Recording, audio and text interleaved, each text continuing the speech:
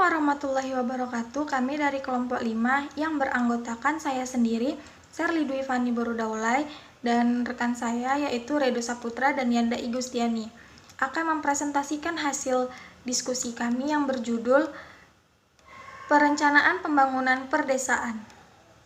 Baiklah, landasan pembangunan daerah pedesaan akan dijelaskan oleh saya sendiri. Di dalam landasan pembangunan daerah pedesaan itu ada 4 landasan. Yang pertama landasan filosofis, yang kedua landasan yuridis, yang ketiga landasan historis, dan yang keempat landasan teoretis. Filosofis. Robert S. McNamara ketika memberikan sambutan pada World Development Report tahun 1978 mengemukakan adanya hal yang hilang dalam pembangunan nasional di berbagai negara.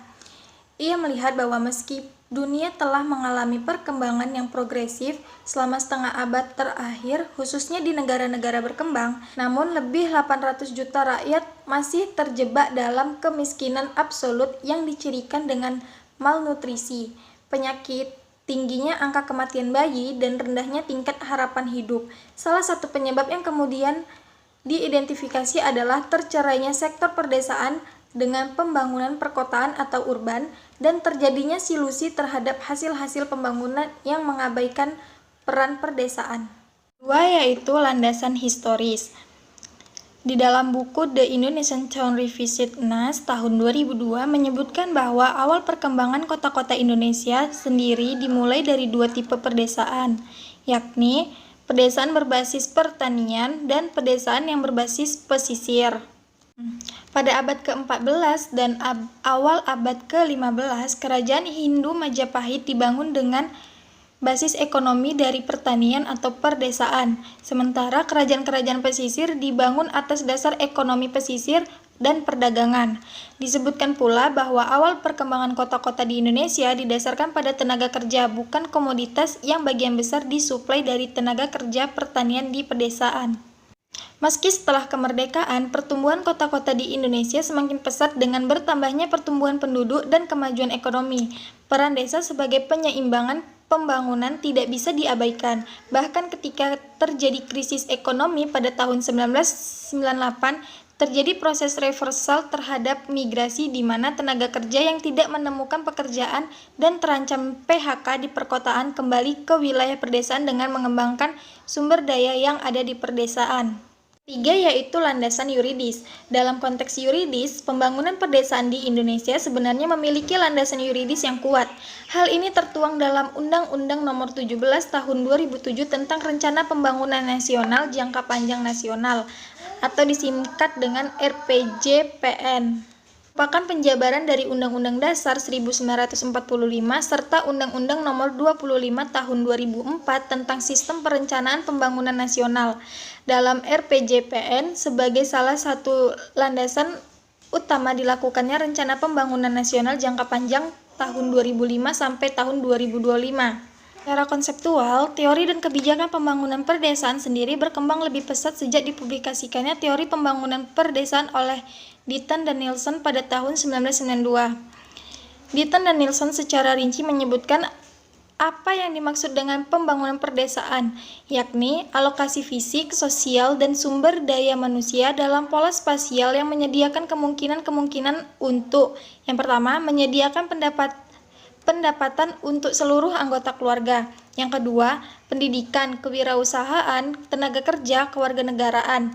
Yang ketiga, akses terhadap pelayanan kesehatan. Yang keempat, pembangunan ekonomi regional dan ekonomi masyarakat yang secara nasional mampu membangkitkan kesempatan ekonomi baru.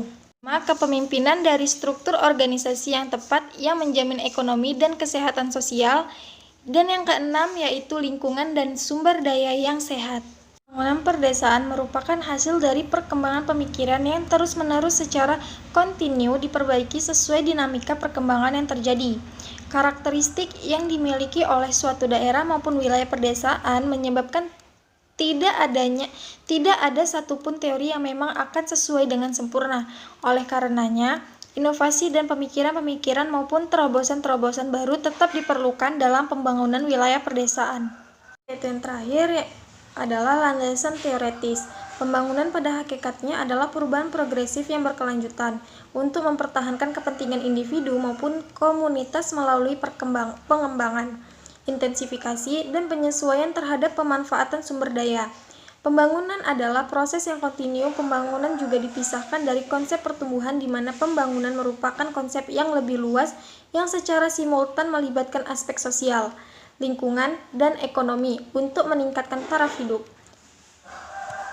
Liechtenstein dan Lius tahun 2001 menyatakan bahwa pembangunan berarti peningkatan berkapasitas untuk bertindak, berinovasi, dan menghadapi keadaan yang berbeda. Dalam konteks ini, pembangunan melibatkan pula transformasi, bukan hanya perubahan.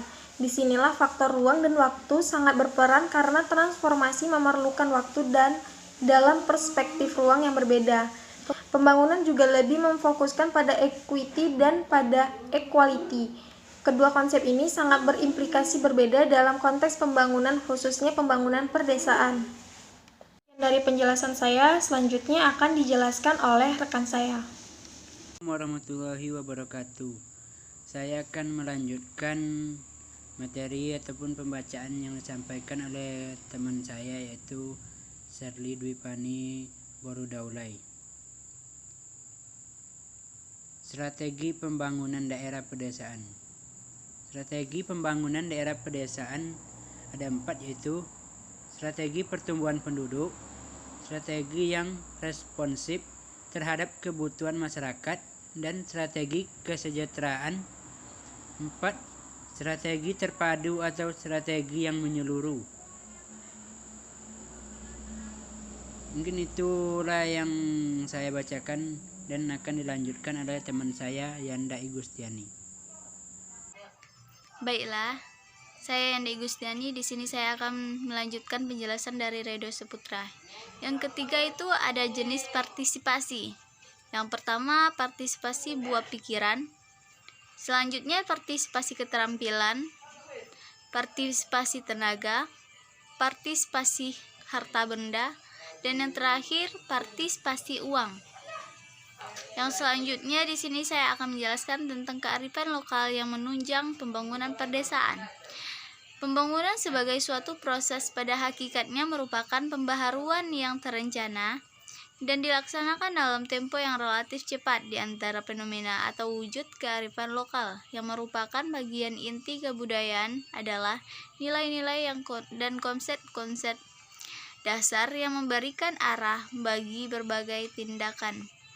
Menggali dan menanamkan kembali kearifan lokal secara intern dapat dikatakan sebagai gerakan kembali pada basis nilai budaya daerahnya sendiri sebagai bagian upaya membangun identitas suatu daerah. Baiklah, itu saja tadi hasil presentasi PPT dari kelompok 5.